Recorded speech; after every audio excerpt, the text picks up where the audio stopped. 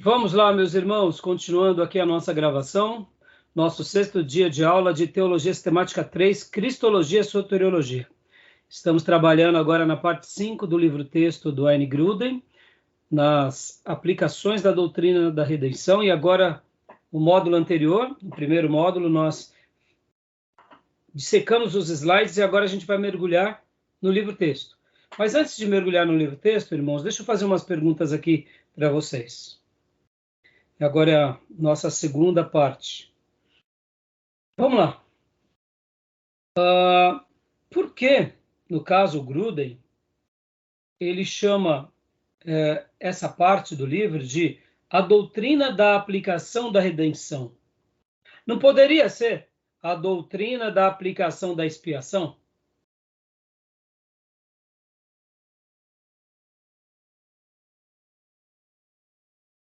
Seria porque a graça comum, ela seria um início que Deus usa a graça comum para que os homens sejam, de alguma forma, redimidos? Tá, o que mais? Eu entendo. Vocês entenderam minha pergunta ou não? Eu estou falando o entendo. seguinte, por que chamar aqui de aplicação da redenção? Mas não poderia ser aplicação da expiação, ou aplicação da propiciação, ou da reconciliação? Eu admito que dentro dessas duas terminologias, expiação e redenção, elas sejam mais significativas. Mas eu estou fazendo essa pergunta mesmo para gerar aqui um debate com vocês. Eu entendo que ele fez isso porque... Pastor, cortou sua voz aqui. Cortou?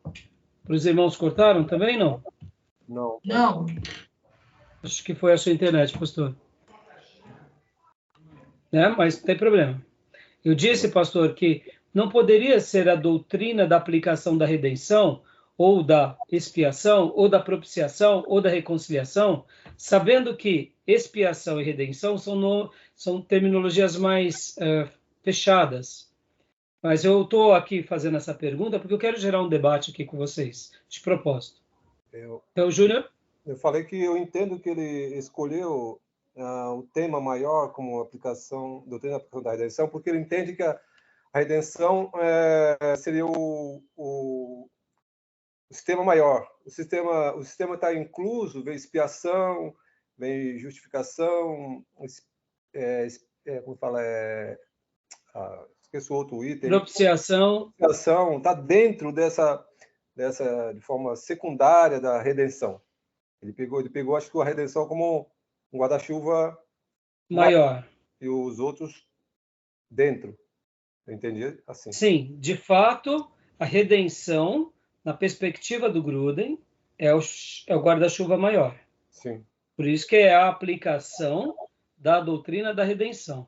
Mas eu fiz a pergunta porque na aula passada, que trabalhamos sobre a expiação, nas aulas passadas, eu falei que dentro da expiação nós tínhamos a propiciação, nós tínhamos a reconciliação e tínhamos também o quê? A redenção.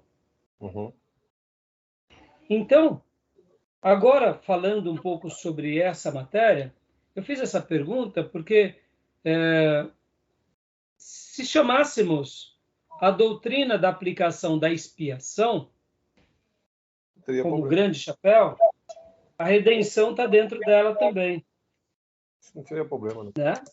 Não teria problema. Eu admito que, assim, eu não estou querendo levar vocês a dúvida nem a nada, mas eu estou pegando termos chaves para poder levar vocês a uma linha de raciocínio. Eu quero acreditar que o Grudem, como outros teólogos, não fazem isso, mesmo sabendo que a expiação é esse guarda-chuva maior, em que a redenção está aqui debaixo, mas essa outra redenção abre-se também um guarda-chuva menor, que essas outras doutrinas, como graça comum, como adoção, como justificação, está debaixo da redenção. Mas a principal razão não é nem por causa dos guarda-chuvas, é por causa da ótica, é do foco, é da tônica. Eu acredito que a expiação, quando falamos sobre a expiação, e o foco fica na obra de Deus. O foco fica na pessoa de Jesus. O que Jesus fez por nós. E quando falamos na obra da redenção, é como essa obra de Jesus nos atinge. E aí o foco fica no ser humano. Ou seja, a tônica muda. Tudo é Deus quem faz, mas é a obra pela qual Jesus faz que nos atinge. E é a obra pela qual nós somos atingidos por essa graça salvífica. Então, a tomada de decisão, eu diria, e a tônica, fica mais ou menos assim. Quando eu trato sobre a expiação, eu vejo o próprio Deus realizando algo em favor do homem. E quando eu vejo também a redenção, é o próprio Deus também, agora, abençoando o homem. Então, é uma tônica diferente. Vocês conseguem compreender? Conseguem notar? Uhum. Quando eu falo a doutrina da aplicação da redenção, isso tem a ver comigo. É como se nós estivéssemos recebendo, e agora o foco é o homem, não porque ele é a causa, mas porque ele é o destino daquela obra. Mas o foco é ele. Na redenção, de fato, não porque nós temos o poder da autorredenção, mas por isso que é a aplicação dessas doutrinas. Já na expiação, o foco é o próprio Deus fazendo tudo por nós. Tudo bem? Uhum. Tranquilo? Deu para tentar É o ponto elucidar de alguma vista, coisa? né? Que é a vista de um ponto. A gente está vendo do ponto de Deus e do homem. Exatamente, é o ponto de vista, exatamente, pastor. Por isso que eu falei que a tônica, a perspectiva, seria essa questão do ponto de vista, exatamente. Na expiação, destaca-se mais o ponto de vista de Deus. E na redenção, aquilo que acontece com o homem. Então, são pontos de vistas. Mas essas duas obras, elas se completam. Por isso que quando nós trabalhamos sobre a expiação, eu disse que quando entendemos a obra da expiação, naturalmente entendemos a redenção. Que tipo de redenção? A redenção que Deus realiza. Quando nós estudamos a aplicabilidade da doutrina da redenção, destaca-se o quê? Como essa obra que Jesus gerou é apresentada sobre nós. É o foco. É a ótica, tá bom? Só quis enriquecer um pouco o comentário. Outra coisa que eu ia perguntar para vocês. Nosso querido irmão Gruden, como outros teólogos, chamam de doutrinas da redenção. Mas poderíamos chamar também de doutrinas da soteriologia? Claro. Sim. Sim. Salvação. Né? O que seria soteriologia? Salvação. Doutrinas da salvação. Ou seja, o pacote da salvação está várias coisas. Então, chamar essa matéria de soteriologia ou de redontologia ou de doutrinas da redenção não estaria errado, tá bom? Só para poder trabalhar aqui com vocês essas ideias, tá bom? Beleza, meus irmãos? Vamos lá, então, no livro-texto? Agora vamos ler um pouco o livro, vamos fazer alguns apontamentos, porque aqui eu achei bem legal essa parte. Página 549 da versão antiga. No seu caso, Júnior? Que página que é o capítulo 31? E Maísa?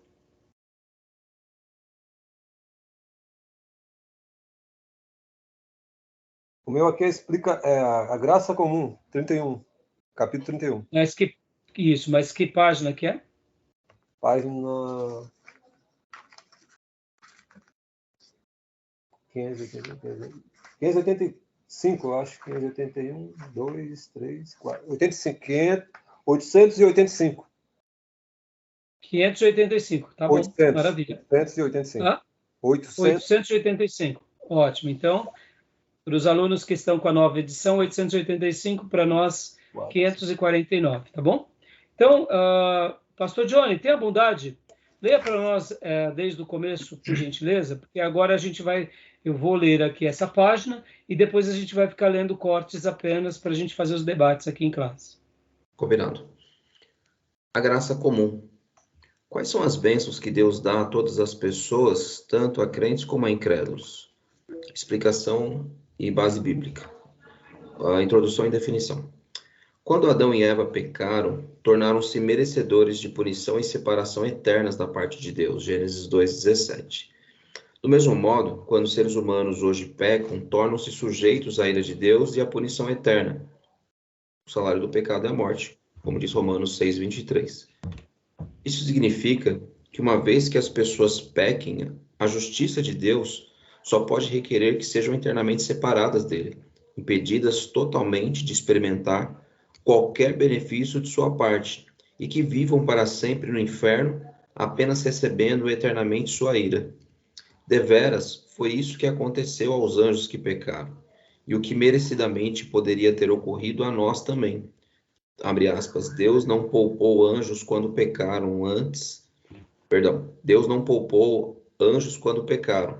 Antes, precipitando-os no inferno, os entregou a abismos de trevas, reservando-os para o juízo. Fecha aspas, 2 de Pedro 2:4. Mas, de fato, Adão e Eva não morreram imediatamente, embora a sentença de morte começasse a produzir efeito em suas vidas no dia em que pecaram. A execução total da sentença de morte foi adiada por muitos anos.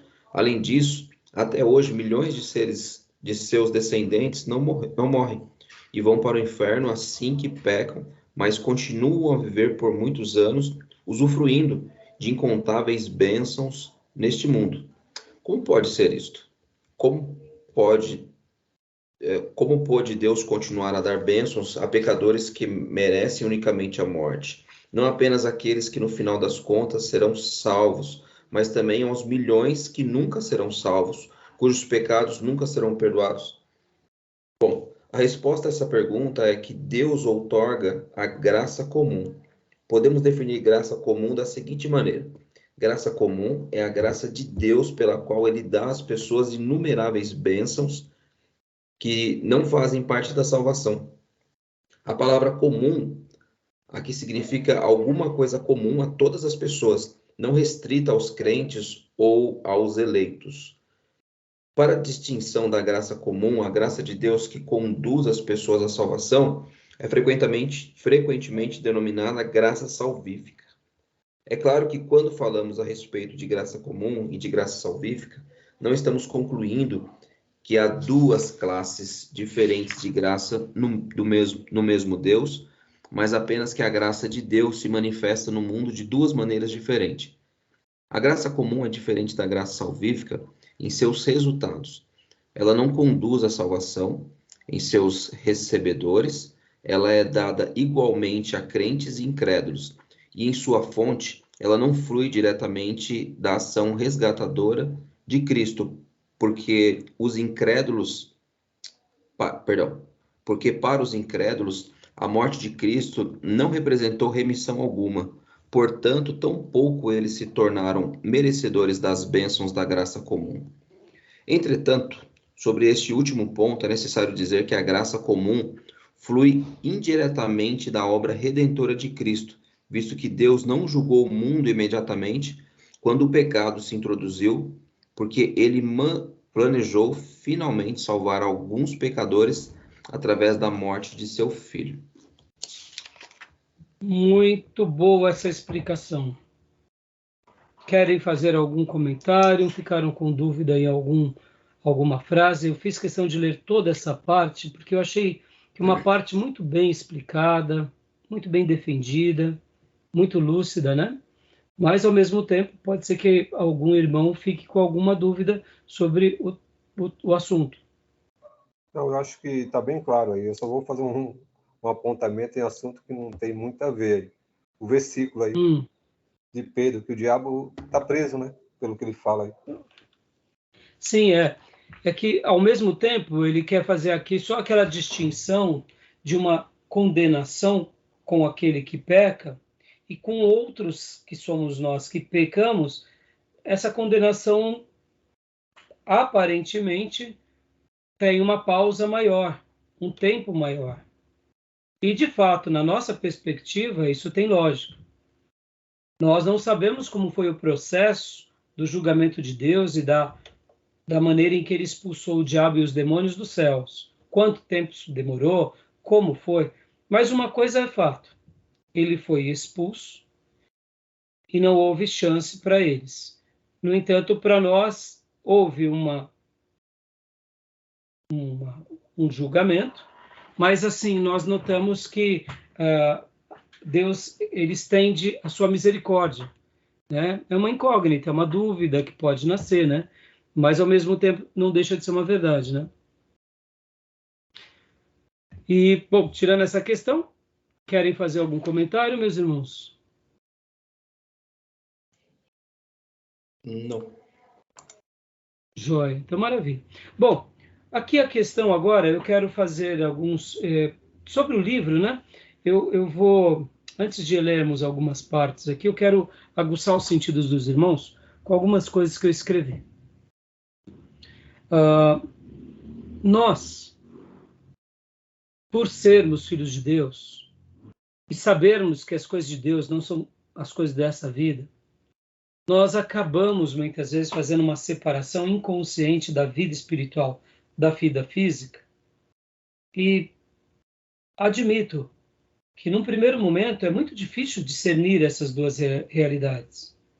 Que é muito difícil sermos piedosos, sermos ali consagrados desse mundo caído, que nos atrai, que nos puxa, que nos ilude, que nos seduz. Sejamos honestos, irmãos. Estamos aqui numa classe de adultos.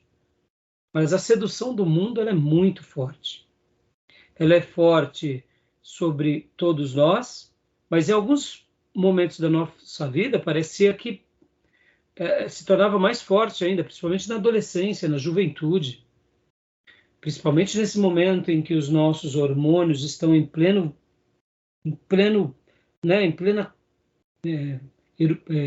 ebulição, é difícil de controlar os pensamentos, a cabeça. Ou seja, se não é a conversão genuína, a gente não consegue prevalecer. Então, diante dessa dimensão, dessa batalha que existe, ele é real, desse diabo sutil, sedutor, desse mundo caído, das propostas, da nossa natureza, e ao mesmo tempo da vida espiritual, a gente acaba vivendo, eu diria, uma vida um pouco mais isolada, por pura preservação. Não é assim, irmãos?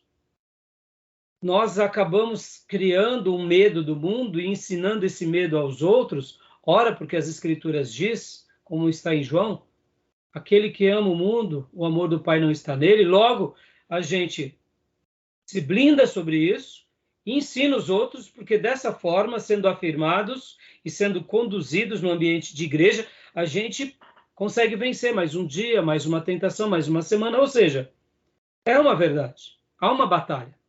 Mas por que eu estou falando sobre isso? Porque ao refletir sobre essa aula de hoje, e aqui eu estou falando para seminaristas, a gente não pode perder de perspectiva esse plano maior.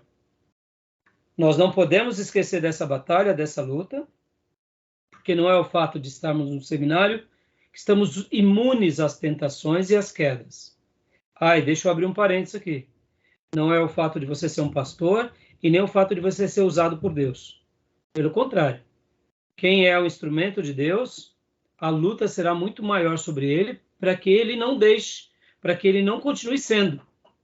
Porque se alguém odeia um pastor, é o diabo. Porque nós somos aqueles, de fato, que saqueamos o inferno. E não só o pastor, mas obreiros consagrados. Nós incomodamos as trevas e marcamos a vida de muitos. Logo, há uma fúria infernal contra esses que realmente estão na luz.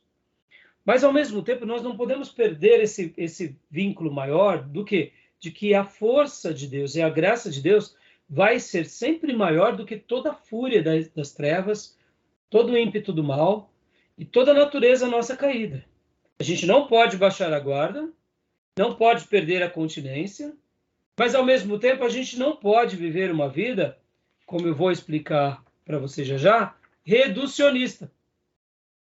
Porque a gente se fecha nos nossos guetos e aí a gente começa a fugir do mundo E tem hora que tudo que interessa para nós são as coisas de Deus, da igreja, do reino de Deus, da igreja, da família e tal. E quando vai ver, a gente acaba vivendo no nosso gueto, no nosso cafofo gostoso, e a gente acaba vivendo uma vida, eu diria, sem produzir mais diante daquilo que Deus deseja para nós. E por que eu estou falando isso para vocês antes de fazermos os apontamentos aqui? Porque a gente já viu há pouco nos slides que há um domínio físico, há um domínio intelectual, há um domínio criativo, um domínio social, um domínio religioso.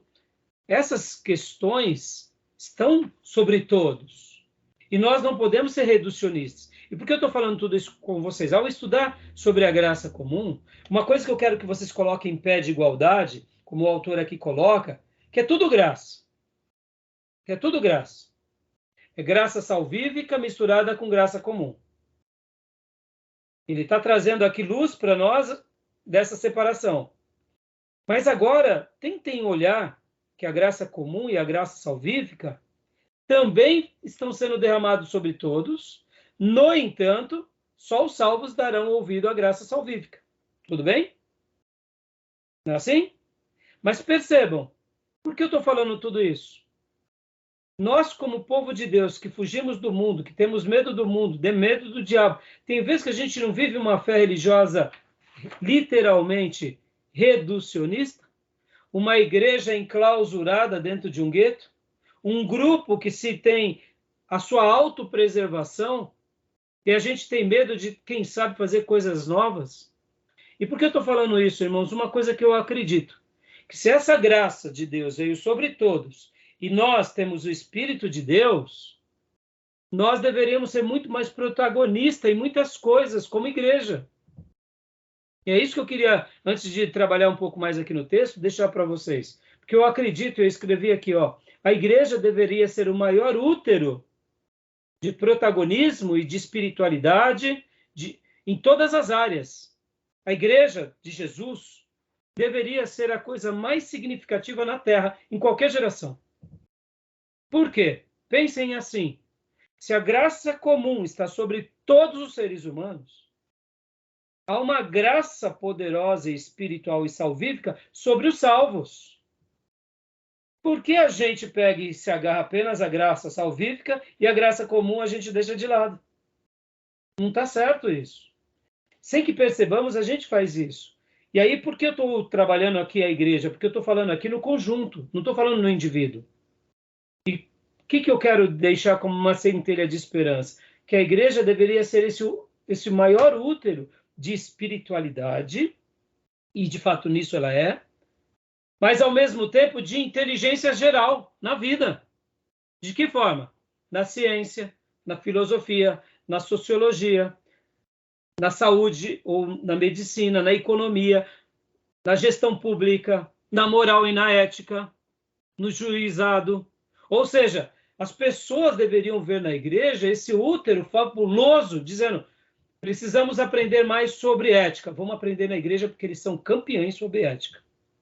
É assim que acontece? Não. Na questão da filosofia, debates de inteligência, debates lógicos, a igreja deveria ter essa capacidade. Por que eu estou falando tudo isso? Quando nós olhamos para as páginas da Bíblia, a gente vê servos cheios do Espírito Santo sendo protagonistas nos seus tempos. Vamos colocar aqui 4 jovens, Daniel e seus 3 amigos. Vamos colocar um outro jovem, que é José do Egito, lá no Egito. E o que eu queria deixar aqui como uma centelha de esperança, irmãos? Porque se nós somos o corpo de Jesus na Terra, nós não podemos se limitar apenas às questões da espiritualidade. O problema está que muitas vezes, muitas igrejas entram com essa temática e se enveredam para construir um mundo melhor nessa vida. E se esquecem da sua grande jornada, que é outra questão. E aí se perdem. E porque se perderam, eles não querem sequer voltar a tocar nesse assunto. Então, se nós temos a graça comum e nós temos o poder do Espírito Santo, nós deveríamos ser os maiores produtores de algo especial na Terra para a glória de Deus. Eu sei que pensar assim pode ser até um pouco de prepotência, mas eu sei que Deus jamais deixaria tudo a igreja, mas o que eu gostaria de falar é que se a igreja ela é a instituição mais brilhante que Deus projetou no universo e revelou, porque era um mistério que estava oculto, e por meio da igreja, o texto sagrado paulino diz que a multiforme sabedoria de Deus é revelada em toda a terra, a gente tem que fazer com que isso seja notável, notório. E a gente não tem que ter o medo do embate, porque, ao mesmo tempo, o que acontece? A gente acaba limitando tudo da igreja à questão da espiritualidade e ficamos no nosso gueto, pensando apenas em preservar a nossa comunidade, sem querer construir algo mais ousado. Então, eu penso que, ao refletir sobre a graça comum, nós, como corpo de Cristo, poderíamos ser mais ousados e muito mais especial nessa dimensão da graça salvífica. Eu sei que isso é uma questão muito mais abrangente, mas fica aqui uma dica para vocês. Por que eu digo isso, irmãos? Porque muitas vezes a gente acaba tendo uma visão um pouco pequena com relação à expansão do reino e o governo do reino, sabendo que o nosso reino não é aqui, mas divulgar o reino e expandir o governo de Deus nessa terra é o nosso dever. Nesse mundo caído, nós precisamos construir jardins, de todas as formas, tentando replicar um pouco do Éden, da mesma forma que acontece conosco, e criando cada dia uma igreja, eu diria, muito mais ousada. Antes de ir para os apontamentos aqui, para abrir para perguntas com vocês. Porque nasce uma pergunta. Por que não somos isso que eu acabo de dizer? Por que falta, muitas vezes, essa graça divina mais ousada sobre todos nós? Porque nós não exploramos mais a graça comum. Será que a culpa é de Deus? Ora, se fosse, ele não derramava a graça comum sobre todos, inclusive sobre sua igreja. Pode ver que o próprio Deus, com relação ao seu povo e sua igreja, derrama dons espirituais. Ou será que é o diabo quem impede a igreja? Ou será que somos nós mesmos? Na minha opinião, uma das coisas é que nós temos uma fé muitas vezes muito reducionista. E o diabo, querendo impedir esse protagonismo da igreja, faz com que a gente fique, eu diria, satisfeito nos nossos cafofos, nas nossas crendices ou no nosso jeito de viver a igreja. Tá bom? E aí? O que vocês têm para me dizer? Vamos lá, Júnior. Eu estou vendo Júnior assim. Eu entendi o que você falou, Proposta. A sua proposta, toda a sua fala. Ou meus devaneios. Não. É positivo, você falou muito bem. Acontece o seguinte, eu vejo alguns aspectos. Primeiro, a gente se autopreserva por alguns aspectos. Primeiro, a gente, na questão da santidade, a santidade é o separado, né? Então, a gente, às vezes, confunde. Não quero ir para aquele grupo. Eu fui para uma festa ali, sabe o que é do mundo. Eu não vou porque a gente confunde o pecado com a pessoa. E aí não quer se juntar. Então, a autopreservação, não vou porque lá é outro estilo, eles gostam de outras coisas que vai contra a minha fé, minha crença. Então, as pessoas, a autopreservação não vai, não ousa ir ali, e que ali ele pode levar luz. Então, esse é um aspecto, né? Que não está errado, né, Júnior? Porque imagina, ainda mais nessa sociedade permissiva, um jovem fala, pastor, eu não quero ir, porque senão vou me perder. Você vai falar o quê para o jovem? Não, filho, pode ir, fica tranquilo, Deus vai ser contigo. Aí pronto. Sim. Essa autopreservação não é errada. Sim, mas nessa questão, esse é um aspecto que eu estou falando. Às vezes você tem oportunidade de estar ali. Você tem que ser luz. Sim. Alguém te chama de sua família, vou num casamento. Não vou não, porque família, todo mundo não é cristão. E entendeu? Então a gente aí já é outro aspecto, né?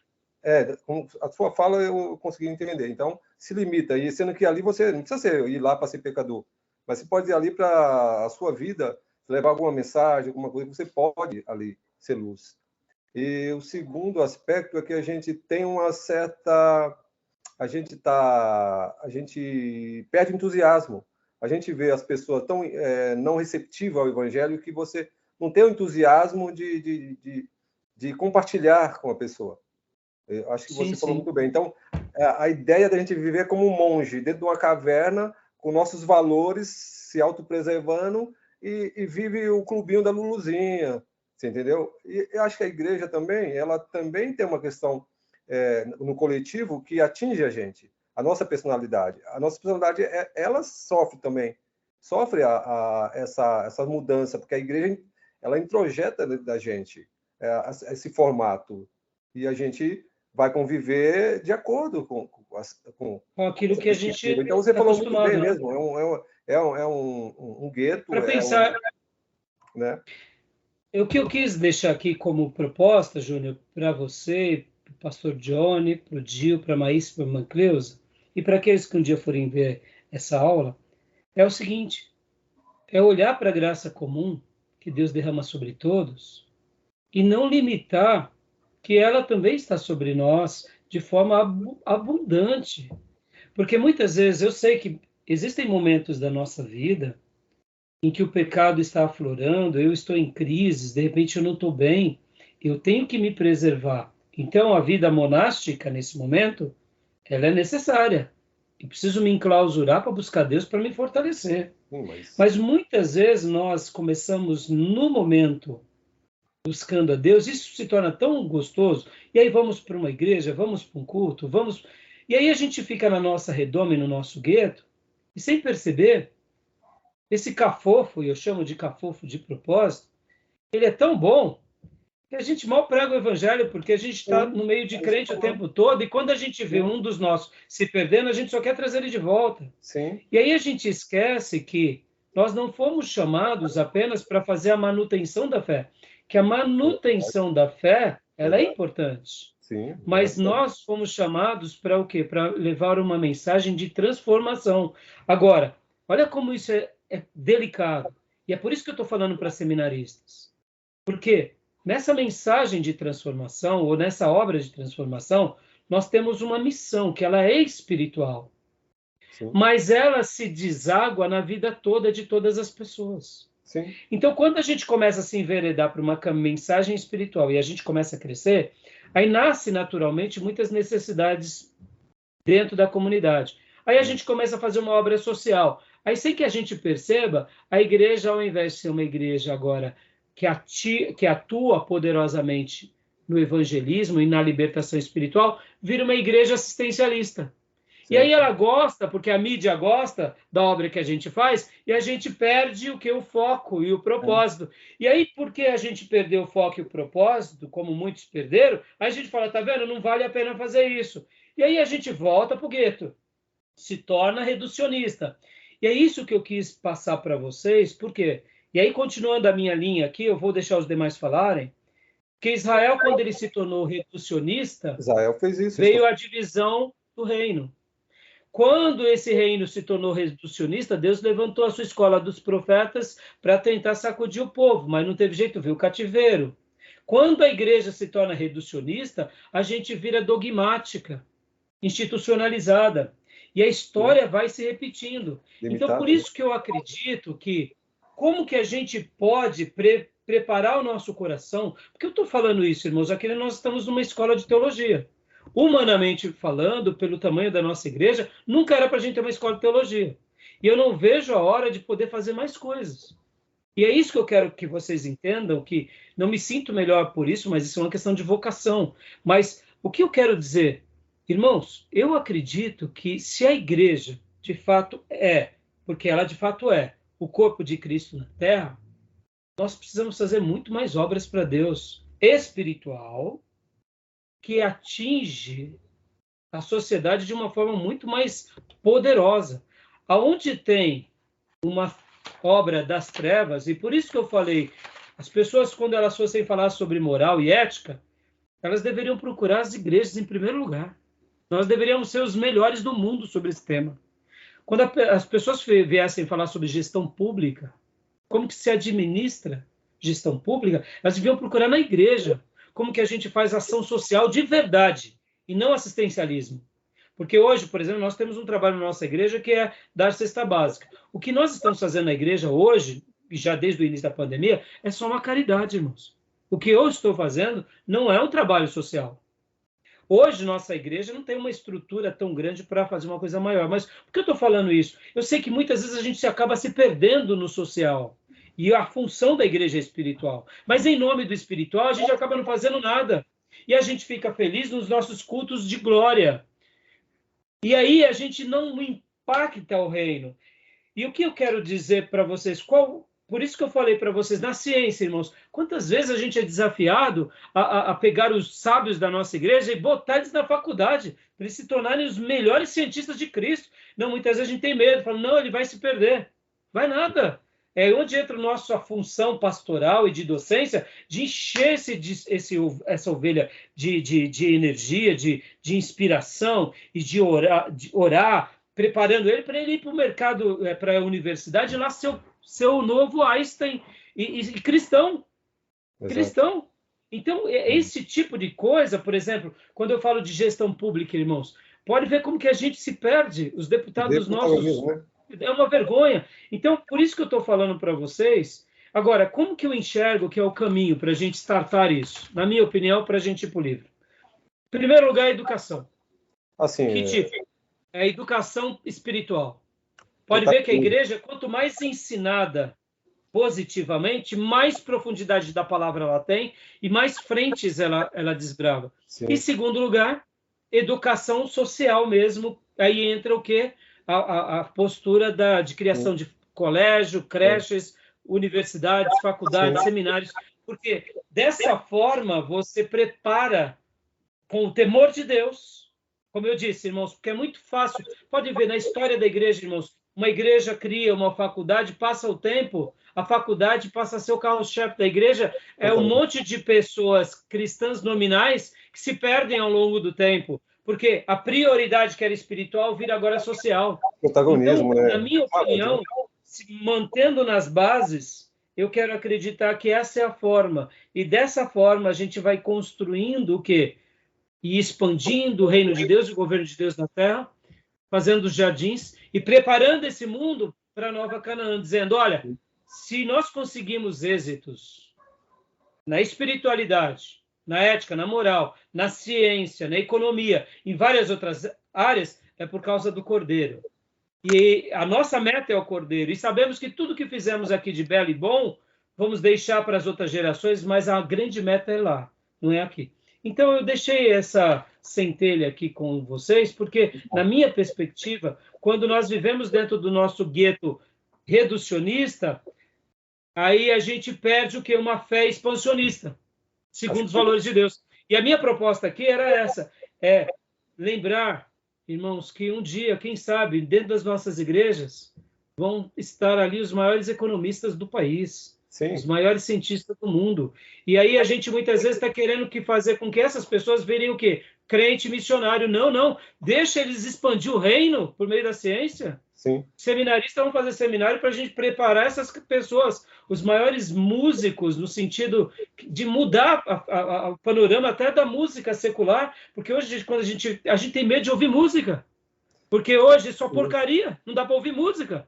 Não dá para assistir uma peça, a gente não pode chegar na igreja e falar, irmãos, olha, tal coisa, assistam tal coisa. Pô, pastor, você assiste novela mexicana, temporada, é difícil porque tem tanta porcaria. Então, vocês entendem que quando os valores do reino estiverem de uma forma expansionista, eu acredito que a gente vai estar fazendo valer essa graça especial salvífica dentro dessa graça comum. Porque a gente deixa a graça comum aonde? Deixa com os ímpios.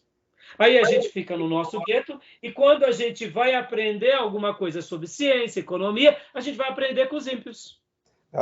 Protagonismo. Estou dizendo que a gente seria um mestre em tudo, até porque eu creio que Deus não deixaria com que nós fôssemos a cereja do bolo da humanidade. Não é isso.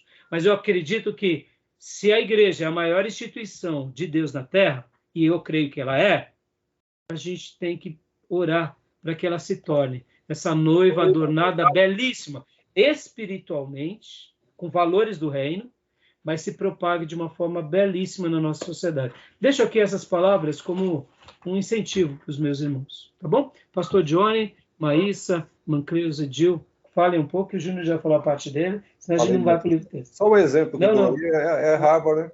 Harvard começou os fundadores protestantes. como você falou. John Harvard. É Harvard, a universidade, né? Então, a questão é... Mas, ao mesmo tempo, né, Júnior, quando a gente comenta isso, exato. Eles mudaram o curso, né? Hoje já não é mais o propósito. Você percebe como a manutenção é difícil? É por isso que eu falo, tem o diabo, tem as nossas vaidades, mas é isso, Júnior. Eu quero acreditar que seria algo assim, sabe, irmão? Vamos sonhar com isso. Eu penso, né, que em algumas áreas da igreja a gente pode atuar e deve atuar. Né? Que Deus nos dê graça. Tá bom? Pastor Johnny, Gil, irmão Cruz. Eu concordo também, não tenho dúvida. Só que assim, eu vejo que tem um problema dentro de casa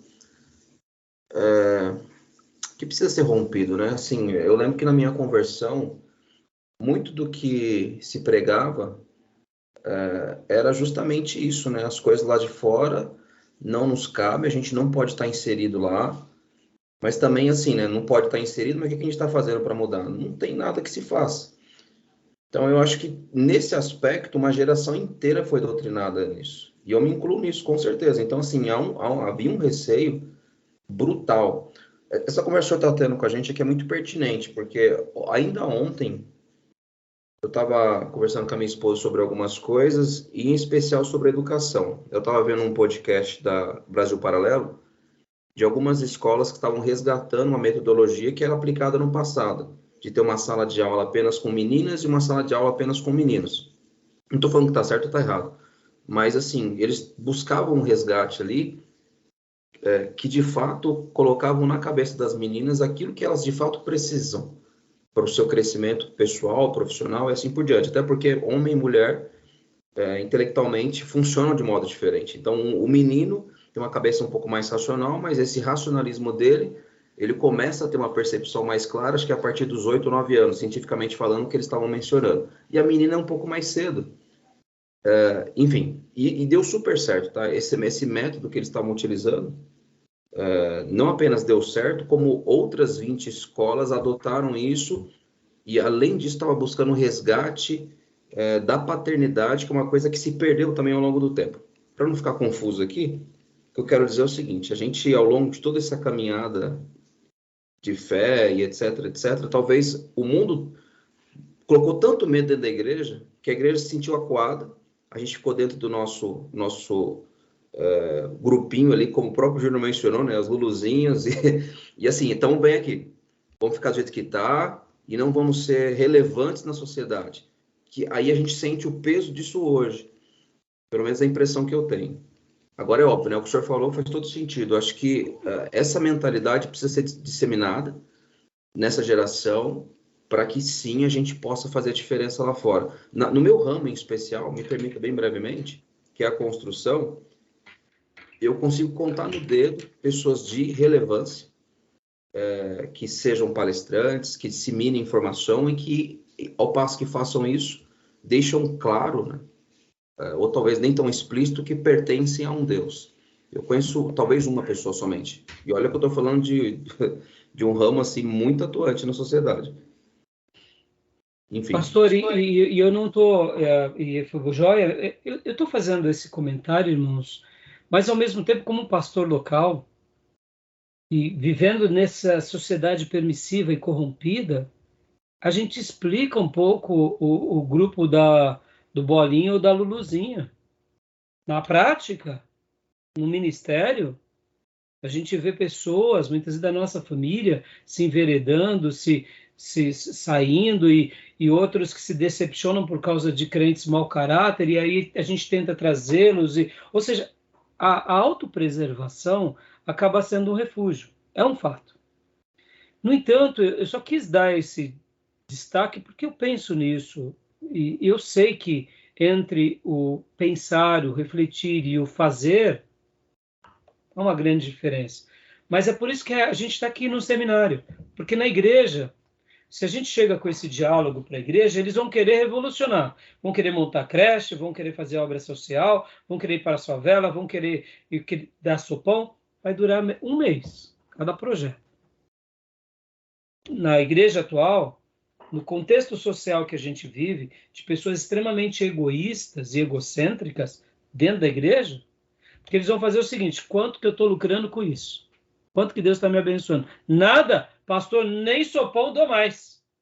Aí ou seja, a gente vive um momento muito difícil. Então, por isso que o clube, né, reducionista que eu mencionei e que você está falando, que a gente, os pastores que nos cuidaram de nós foram zelosos porque viram muito se perder. Olha os neopentecostais, não era para ser assim. Então, ao mesmo tempo, perceba, a gente acaba também tendo esse discurso mais protecionista, e por isso que eu usei o termo reducionista, porque entre sermos protecionista e reducionista, parece que é a mesma coisa, mas não é. Uhum. O que eu estou fazendo aqui com vocês é o quê? É ser um expansionista. É ser literalmente alguém que sonha. Sim. É alguém que diz o seguinte: Senhor, estamos aqui, ó. Se o Senhor amanhã nos der condições de montarmos empresas, vamos fazer as multinacionais mais brilhantes e vamos dar um viés para glorificar a Deus nelas. Não vamos se perder com o recurso, com o status. Hoje, irmãos, eu até comentava com o irmão sobre alguns pregadores aí da mídia. Irmãos, hoje as pessoas elas querem um pregador da mídia simplesmente porque elas não querem ouvir uma mensagem, elas querem sorrir. É uma crítica que a gente tem que fazer. São pessoas usadas por Deus, Deus está salvando pessoas, mas vocês entendem? Isso é muito complicado. Eu via também o Hernandes Dias Lopes fazendo uma defesa, falando sobre o show gospel. Ele falou assim: irmãos, eu tenho muita dificuldade de enfatizar a questão do show gospel, porque show é para quem? Para nós. E o nosso louvor é para quem? É para Deus. Então, ou seja, olha que sutileza. Então, ao mesmo tempo que a gente tem que sair desbravando o reino, a gente se perde nas nossas marchas, a gente se perde nas eleições dos nossos candidatos. Vocês entendem como que é difícil? Mas é por isso que eu estou aqui pondo isso daqui para vocês nessa doutrina da graça comum. Entenderam? Sim, sim. Que é para mostrar o seguinte, ó. A graça comum está sobre os ímpios, sobre os outros religiosos, sobre os outros continentes. A gente tem que explorar isso sobre nós. Porque muitas vezes a gente tem medo. E a gente não tem que ter medo. E aqui, para eu concluir, parafraseio as palavras de Paulo, que tudo que é bom, decente, útil, que seja nobre, e que se alguma coisa semelhante a essa existe, que isso ocupe o vosso pensamento, nisso pensai. Ou seja, o que Paulo está falando? Paulo está falando o seguinte: gente, vamos ser ousados como eu sou ousado. Mas vamos preservar o que precisa ser preservado. Não vamos trocar alho por bugalho, mas vamos expandir. E por que eu falei, eu preciso passar essa informação para os meus irmãos? Porque, irmãos, é maravilhoso fazer a obra de Deus. Eu me alegro muito. Eu sou um pastor. É o que eu mais amo fazer. Pastorear e treinar obreiro. Estou dentro do meu escopo. Mas será que todos os que eu vou cuidar vão ser isso? Não, e eu sei que não. E nós até nisso temos dificuldade, porque nós olhamos para os obreiros da igreja, para os vocacionados da igreja, como se eles fossem melhores do que os médicos, os engenheiros. E quem diz que é? São vocações, irmãos. Quem sabe é um engenheiro da nossa igreja que vai ser o gênio, que vai revolucionar o processo de engenharia no mundo. E aí a gente tratou ele como só mais um catedrático. Não. Ele é uma ovelha que a gente tem que olhar para ele, ou para o médico, ou para uma pessoa da gestão pública, e falar assim: não, vamos orar. Porque quem sabe a gente está cuidando de um José do Egito, de um Daniel, de um Mesaque, Sadraque, Abednego, um Salomão. E a gente está simplesmente dizendo: não, porque ele não é profeta, ele não senta aqui conosco. Está entendendo? É claro que dentro da igreja tem os papéis sacerdotais. Mas percebam, é a graça de Deus. E que Deus derrame, né, essa multiforme. Porque, irmãos, olha só. A multiforme graça de Deus deve ser conhecida por todos, por meio da igreja. E é deixando isso. E eu digo isso, irmãos, ó, pastorei uma igreja pobre em Ferraz, mas eu sonho, dizendo: Senhor, estamos aqui, ó. Na hora que o Senhor quiser fazer, levanta pessoas, traz recursos. É o que? É uma escola? É uma faculdade? É um colégio? É uma creche? É um hospital? Senhor, estamos aqui. Só não nos deixe nos perder. O que mais, Senhor? E bola para frente, meus irmãos. né? Então, assim, fica aqui essa dica para vocês, tá bom? Beleza, meus irmãos? Isso que eu estou passando para vocês, eu queria ter gastado 10 minutos só. Rendeu. Bom, vamos lá. Irmãos, eu separei bastante coisa aqui no livro. Querem fazer mais algum comentário, irmãos? Não?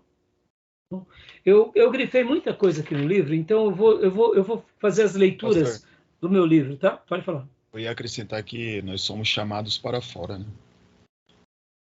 Joia, Gil. Isso aí. Mas com o propósito do reino, não o propósito dessa vida, né? Pode ver, né? Muitas vezes a gente é chamado para fora, aí a gente pega e vai lá para a política, porque fica, poxa, agora eu virei um marajá de Jesus. Se estragou. Como igreja, levar o reino, né, à sociedade. É o reino, exatamente. E é por isso que quando olhamos para a história da igreja, olhamos para as páginas da Bíblia, quem marcaram mais? Aqueles que foram, assim, expansionistas e não reducionistas.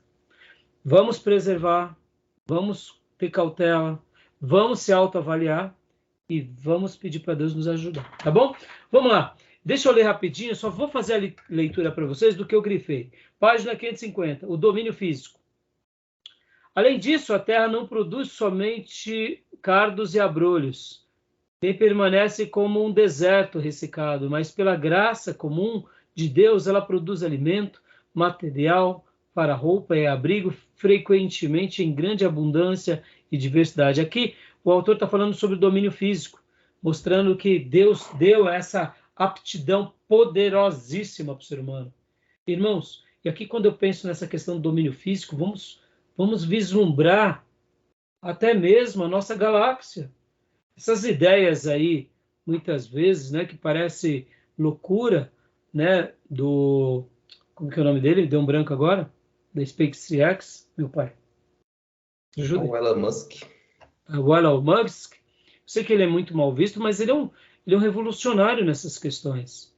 E a gente tem que sonhar, irmãos. Tem que pensar mesmo, né? Porque muitas vezes até nisso a gente pensa assim, mas e aí? E aí, depois dê uma olhadinha nas fotos do James Webb. Está revolucionando a astronomia. Eles estão descobrindo coisas assim fantásticas. E eu sei, irmãos, que isso tudo é muito difícil. Percebam, a gente acabou de orar esses dias pela guerra de Israel com a faixa de Gaza, com o grupo Hamas. Ou seja, enquanto a gente tem que orar, pedindo para Deus livrar a gente do capeta ali, do bandido, do traficante que quer engolir a gente está pensando nas galáxias. Eu sei que é tudo muito difícil, mas isso é a vida. Vocês entendem que... E a gente tem que compreender quem sofreu mesmo? A mulher que foi abusada, a pessoa que foi violentada, a gente tem que consolar essa ovelha. Ela não vai ter essa perspectiva. Mas aqueles que não foram, eu diria, alvos desse sofrimento, a gente tem que potencializar. E não pode ficar pegando uma coisa ou outra e achando que não, só a igrejinha tá bom. Não, que Deus nos ajude, né? A questão do domínio intelectual aqui, né, ele trabalha muito sobre isso, né? Que toda essa questão da ciência, tecnologia, todos esses resultados, pode ver, irmãos, hoje, né, nós estamos aqui, olha aqui que bênção, no seminário em tempo real, por meio da tecnologia. Então, avante, né? Domínio moral, irmãos. Bom, eu já falei bastante sobre essa questão que a igreja está fraca, mas a culpa é nossa e nós precisamos o quê? Ter o quê? Um critério mais elevado. Deixa eu ensinar uma coisa aqui para vocês, viu? Isso aqui é bem pastoral. Nós notaremos pessoas muitas vezes brilhantes na igreja, mas que espiritualmente, ó, pequenininho. Pastor, mas como pode uma pessoa que é brilhante na igreja ser espiritualmente? Porque a espiritualidade tem a ver com renúncia.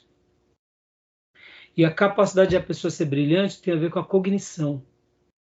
Então, muitas vezes a pessoa é brilhante. Ela tem um intelecto brilhante, tem um discernimento ético-moral brilhante, mas não é um homem de oração. É uma pessoa mais política.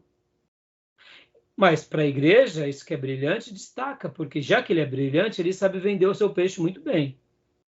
Aí a gente muitas vezes põe os brilhantes do nosso lado e quando vai ver, tá um forró-bodó medonho. Meus irmãos, aprendam isso. Olhem para os joelhos das pessoas. Não é o que ela sabe.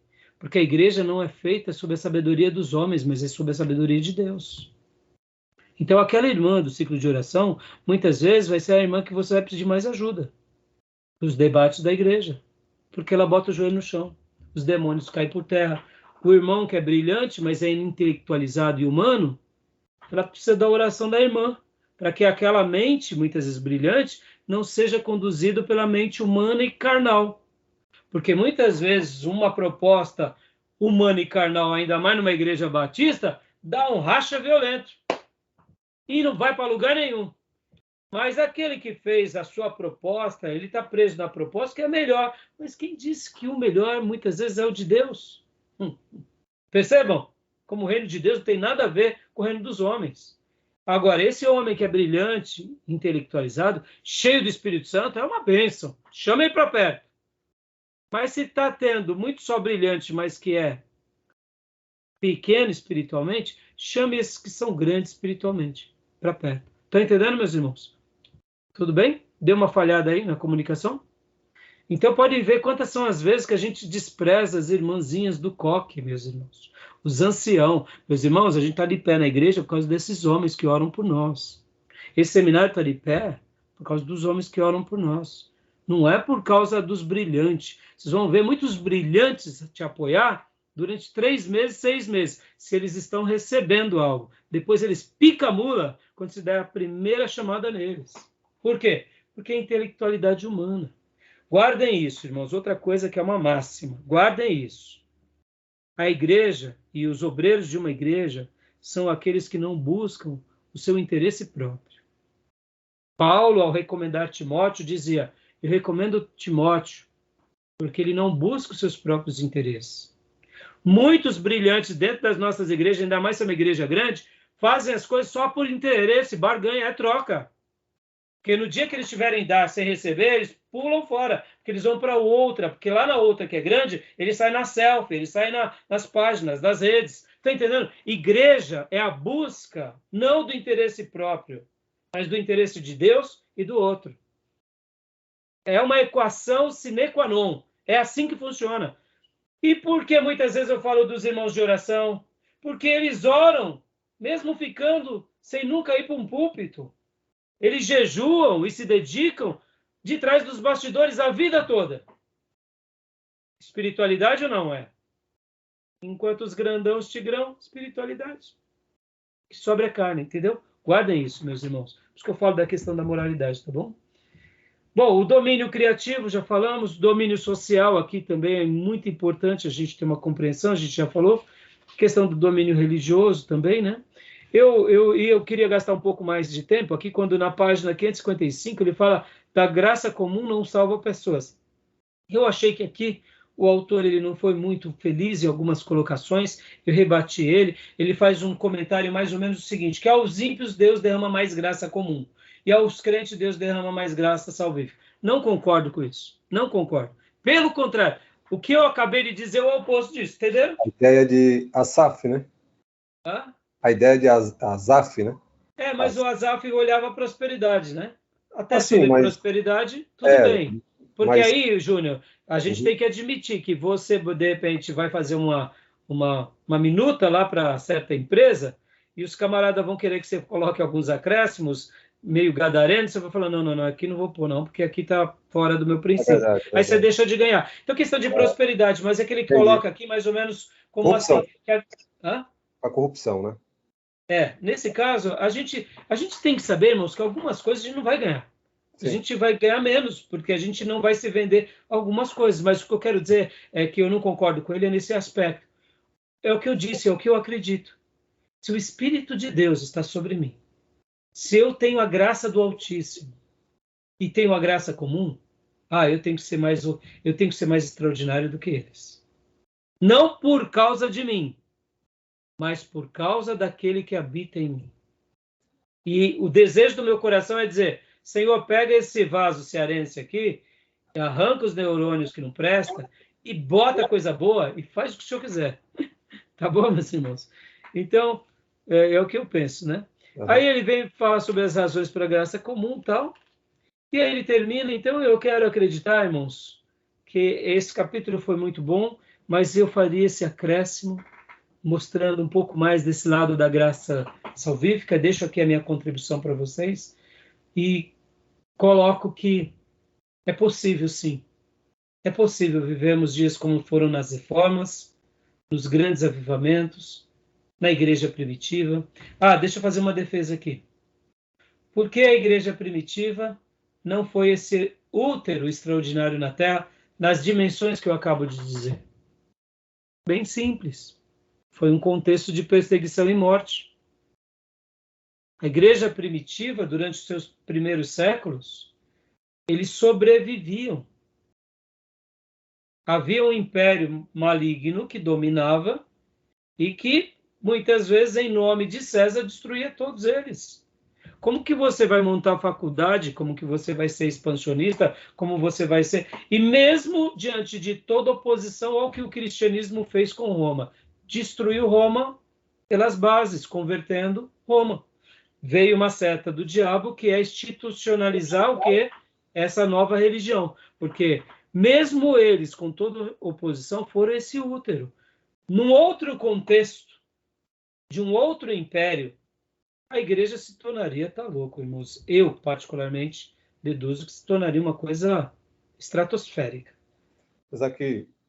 É que Deus tem os seus planos e propósitos. E a gente administra. Por que eu estou falando isso, Júnior e irmãos? Porque na Igreja da Reforma, logo depois, toda a Europa foi sacudida. Podem ver o que a América do Norte é, por causa da palavra de Deus.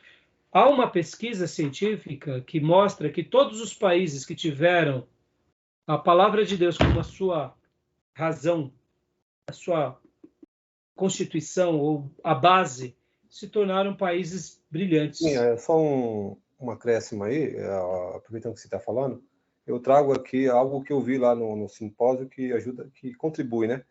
O palestrante falou que a reforma protestante trouxe muita contribuição, a educação. A educação, depois da educação, o acesso à leitura, que antes era só latim, tradução da Bíblia para a língua alemão e, enfim, só tinha a língua latim por Jerônimo, né, que era usada pela Igreja Católica, então havia uma supressão da liberdade das pessoas ao acesso. Então, a contribuição foi na educação, a liberdade de expressão. A reforma trouxe muito contribuição para a sociedade. Exatamente. E diante disso, irmãos, eu quero acreditar que a reforma protestante ela é um bom elo para voltar ali logo para o início do século.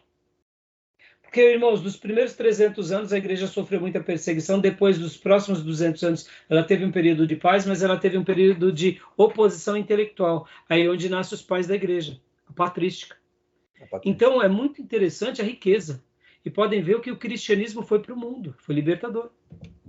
Então, que Deus nos ajude nessa proposta e que a graça salvífica, que eu chamo de graça especial, possa ser realmente somada a essa graça comum e que Deus faça conosco e com as nossas igrejas e com o nosso povo o que Ele sonhar e que a gente contribua nisso, jamais perdendo a visão do reino dele e do governo dele nessa terra como algo de passagem, só construindo um jardim para glorificar Ele, porque nós estamos indo para Canaã, para Nova Jerusalém. Tá bom? Beleza, meus irmãos? Joia? Então, concluímos aqui a graça comum? Tudo bem? Vamos agora para o capítulo 32. A gente só vai fazer uma breve catada, tá bom? E aí, vamos começar. Então, vou encerrar a nossa gravação aqui, tá bom? Tudo bem? Beleza.